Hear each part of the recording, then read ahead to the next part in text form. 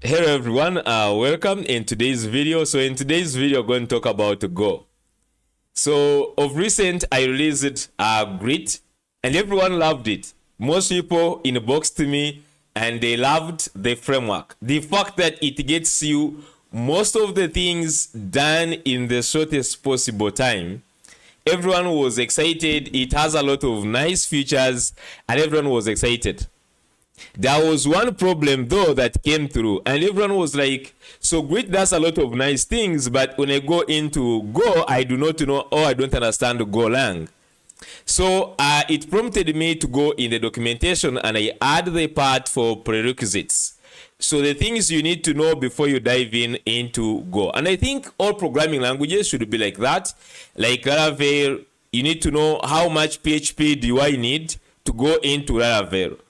How much Java should I know before I go to Maven? Like every language should have at least the amount of concepts you need to know before you cross to that framework. So for Grit, it is using really concepts of Golang, and you need to know some of those concepts before you go into Grit. So I built this documentation, and this is one of its kind. Okay, if you compare with Next.js, if you compare with Laravel, this documentation is one of its kind. One, it is interactive because it is very distracting right now if you are learning and you go in VS Code with AI, Copilot, and all other things. You get distracted, and me too. It was distracting me when I'm learning something. I need to type and learn.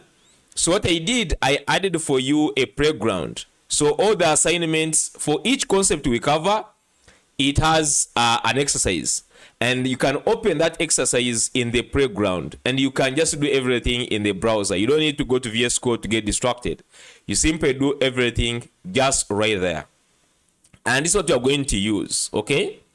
So the first concept you are going to cover, and by the way, these videos are going to be only 10 minutes. Only 10. I don't want to make the video 1 hour. No, it's going to be only 10. So just learn, like, you can dedicate only 10 minutes and learn something and then go for other things, okay? So today we are going to start with variables. So variables, every programming language has variables, and probably you have met them before. Normally, what you need to understand about the variables is data types. Like each programming language, there is how they group different data types. Most of the cases, they are almost the same, but some different programming languages, they differ. For example, in Go, the variables that we have or that they are common is string, int. So int, for example, in JavaScript, we have number. And number covers for both the floats and integers. But here they separate them. So here we have int for integers. We have float64 for floats. We have also an assigned integer, which is uint. Then we have bool for booleans. And we have also our custom types. We are going to talk about those ones in the next one. But right now, let's focus on the variables. What you need to know is different types of variables that exist, as I've given you the list. The second thing you want to know is how do we define variables? There are 3 ways you can define variables in Golang. The first one, you can use the var keyword. So use the var. So you say, for example, var name, var followed by the name. So for example, name, and then you put the type and then equal something. And the example is here. So for example, you can say var name, and then you say the name is of type string, and then is equal to Grit. The second concept you need to understand is that, as we said, there are 3 ways. The second one is when you are using the shorthand assignment. So the shorthand assignment is you don't have to write every time var. You can actually just simply write the name of the string, then you put colons equals. Colons equals, as in here, you can see, we have price, colons equals, and then you have 29.9. Then you can also define a constant. So there are those variables that don't change. So variable, as you can hear the word variable, it is, varying all the time in the app. For example, the price can change, but the name of the app might not change, and that's why we use const for those ones which cannot change. So you have const, like app name is equal my app, or my SaaS in this case. So you can use a constant to define things which are not going to change.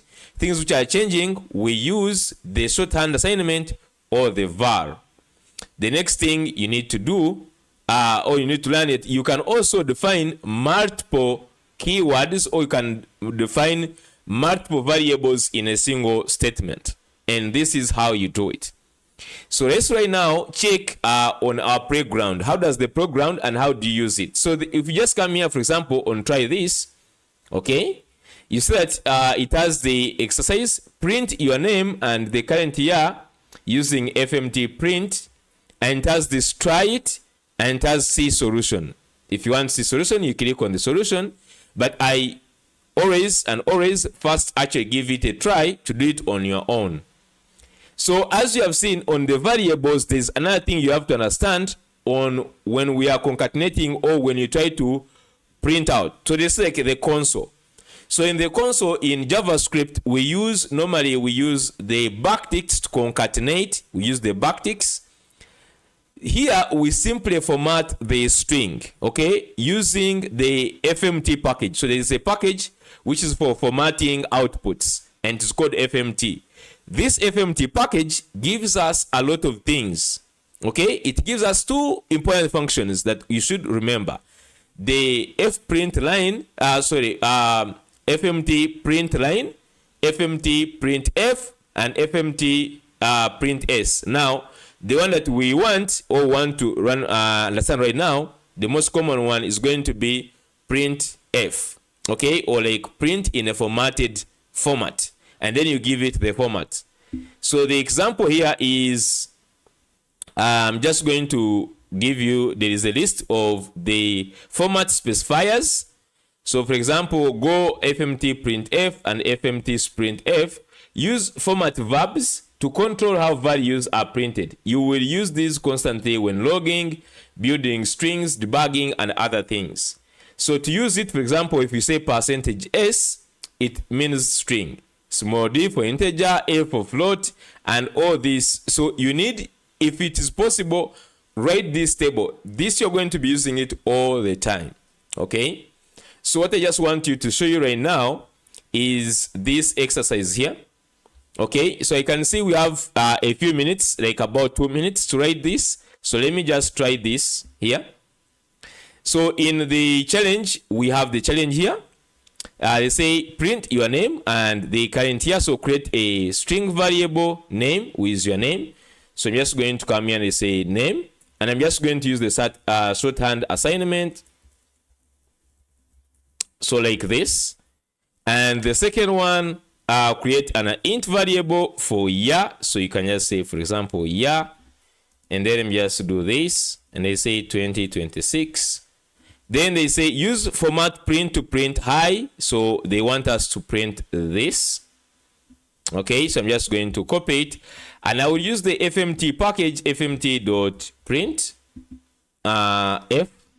Then in bracket, I'm just going to put this. So you just want to say print, and wherever we have this name, okay, we can fix the other variable. So on top there, we have a variable, which is a name.